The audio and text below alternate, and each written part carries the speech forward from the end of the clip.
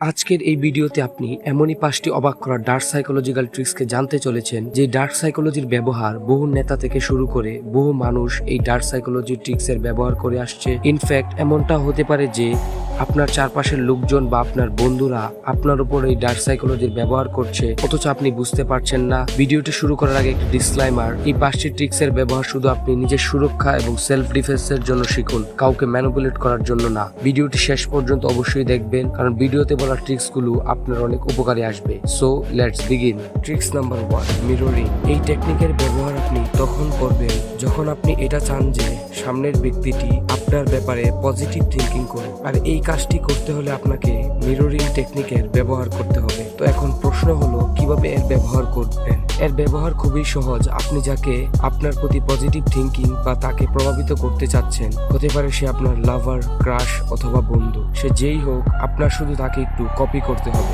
Like সে কথা বলার style, সে কথা বলার সময় যেভাবে হাত নেড়ে বুঝায় সেভাবে তুমিও হালকা করে হাত নাড়ো, সে যে স্টাইলে কথা বলে সেভাবে কথা বলার চেষ্টা করো, এটসেট্রা। এর ফলে কি হবে, সামনের ব্যক্তিটি আপনাকে নিয়ে পজিটিভ থিঙ্কিং করবে আর সে আপনাকে বিলিভ করতে শুরু করবে। ট্রিক্স নাম্বার 2, লাভ বম্বিং। এই ডার্ক সাইকোলজির ব্যবহার করা কোনো একজন পার্সনকে ম্যানিপুলেট করে নিজের কথা মতো পরিচালনা করার জন্য, অথবা তোমার নিজের কোনো কাজ তাকে দিয়ে করিয়ে নেওয়ার জন্য। ফার্স্টে ম্যানিপুলেটর কি করে, তাকে সম্পর্কের শুরুতে অনেক প্রশংসা, ভালোবাসা এবং উপহার দিয়ে সেই ব্যক্তির অ্যাটেনশন পেতে চায়। যখন কোনো পার্সন আমাদেরকে অতিরিক্ত মনোযোগ, প্রশংসা, উপহার এবং সময় দেয়, তখন আমাদের হিউম্যান ব্রেন এ বেশি ডোপামিন ও অক্সিটোসিন নামে দুটি হরমোনের রিলিজ হয়। এর ফলে আমরা হ্যাপি ফিল করি এবং আমরা যার কারণে এই হ্যাপি ফিল করছি সেই পার্সনকে আমরা বিলিভ করতে শুরু করি এবং এট এ টাইম তার সাথে আমরা ইমোশনালি অ্যাটাচ হতে শুরু করি। এবং একবার যখন আমরা এই ফেক জিনিসগুলোতে অ্যাডিক্টেড হয়ে যাই, তখনই সেই ম্যানিপুলেটর সেই মুহূর্তে সে সবকিছু করা অফ করে দেয়। সে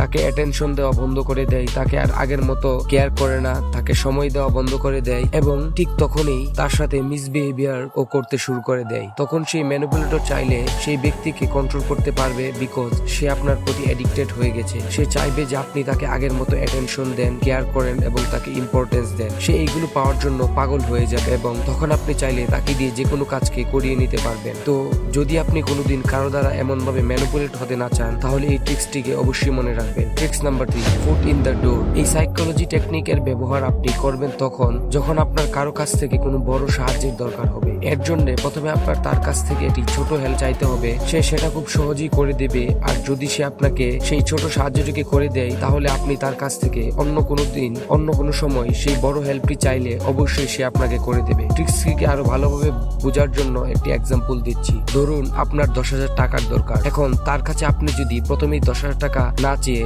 200 বা 500 টাকা চাইবেন এবং সে সেই টাকাকে দিয়ে দিবে। এরপর আপনার কাজ হবে যত দ্রুত সম্ভব তার এই টাকাকে ফেরত দিয়ে দিতে হবে। এর ফলে কি হবে, সে আপনাকে ট্রাস্ট করবে। এরপরে যদি কোনোদিন আপনি তার কাছে সেই 10,000 টাকা চান, তখন সে খুব সহজে আপনাকে সেই টাকা দিয়ে দিবে। এটা তো একটা ছোট এক্সাম্পল মাত্র। এই টেকনিকের ব্যবহার করে আপনি মানুষের কাছ থেকে এর থেকে বড় বড় সাহায্য নিতে পারেন। Tricks number 4, gas lighting. আপনি কি জানেন যে গ্যাস লাইটিং হলো এমন একটি ডার্ক সাইকোলজি টেকনিক? এই টেকনিকের দ্বারা ম্যানিপুলেটর চাইলে আপনার আত্মবিশ্বাস নষ্ট করে দিতে পারে। এবং আপনি কি জানেন যে এই টেকনিকের ব্যবহার করে কেউ আপনাকে এমন ভাবে নিয়ন্ত্রণ করতে পারবে যে আপনি আপনার নিজের স্মৃতি, নিজের বুদ্ধি নিয়ে সন্দেহ করতে শুরু করবেন। গ্যাস লাইটিং হলো এমন একটি ডার্ক সাইকোলজি টেকনিক যেখানে একজন ব্যক্তি ইচ্ছাকৃত ভাবে অপর ব্যক্তির বাস্তবতা, স্মৃতি বা উপলব্ধি সম্পর্কে সন্দেহ সৃষ্টি করে তাকে মানসিকভাবে বিভ্রান্ত করার চেষ্টা করে। এর মাধ্যমে শিকার ব্যক্তি নিজের বিচার বুদ্ধির, স্মৃতি বা বাস্তবতার উপর আস্থা হারিয়ে ফেলে এবং সেই ম্যানিপুলেটরের উপর নির্ভরশীল হয়ে পড়ে। গ্যাস লাইটিং শব্দটি এসেছে 1938 সালের গ্যাস লাইট এবং 1944 সালের একই নামের চলচ্চিত্র থেকে।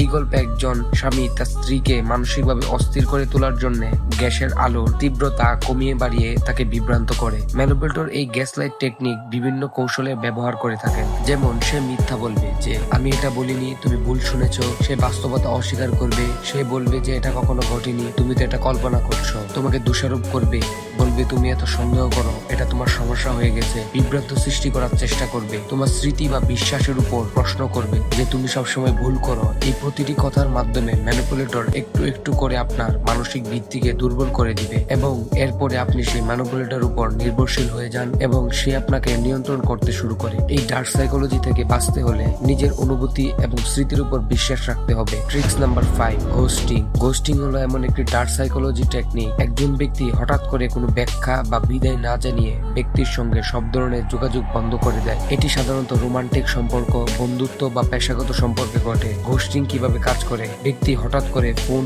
মেসেজ, সোশ্যাল মিডিয়া বা সরাসরি যোগাযোগ বন্ধ করে দেয়, কোনো কিছু না বলে সম্পর্ক থেকে সরে যায়। এই ঘোস্টিং টেকনিকের ব্যবহার ম্যানিপুলেটর আপনার উপর তখন করবে যখন সে তার নিজের ভ্যালুকে বাড়াতে চায়, রিলেশন বন্ধ করতে চায়, এটসেট্রা। এই ডার্ক সাইকোলজি ট্রিকে প্রথমে ম্যানিপুলেটর আপনার সাথে অনেক ভালো বিহেভিয়ার করবে, আপনাকে অনেক ভ্যালু দিবে, আপনার কেয়ার করবে, আপনাকে প্রচুর অ্যাটেনশন দিবে। ডে বাই ডে এগুলো করার ফলে আপনি তাকে ট্রাস্ট করতে শুরু করবেন। ঠিক তখনই ম্যানিপুলেটর আর আগের মতো আপনাকে ভ্যালু দিবে না। আপনাকে মেসেজ পাঠালে সে সিন করবে ঠিকই, তবু রিপ্লাই দিবে না। আপনি যদি তাকে কল করেন, রিং হবে কিন্তু সে কল পিক আপ করবে না। সে আপনাকে ইগনোর করবে, সে আপনাকে সবকিছু থেকে ব্লক করে দিবে এবং আপনাকে কোনো ইম্পর্টেন্স দিবে না। এগুলো করে ম্যানিপুলেটর নিজের ভ্যালুকে বাড়াতে চাইবে। সে চায় আপনি তাকে নিয়ে ভাবুন, তাকে ইম্পর্টেন্স দেন, এভাবে সে তার ভ্যালুকে বাড়াবে। তো বন্ধুরা, আজকের এই 5টি ডার্ক সাইকোলজি ট্রিক্স এর মধ্যে কোনটা আপনার কাছে সবচেয়ে বেশি ইন্টারেস্টিং ও ভালো লেগেছে তা আমাকে কমেন্টে জানাবেন। ভিডিওটি ভালো লেগে থাকলে লাইক, কমেন্ট আর বন্ধুদের সাথে শেয়ার করতে ভুলবেন না। আপনাদের সাথে দেখা হবে নেক্সট ভিডিওতে।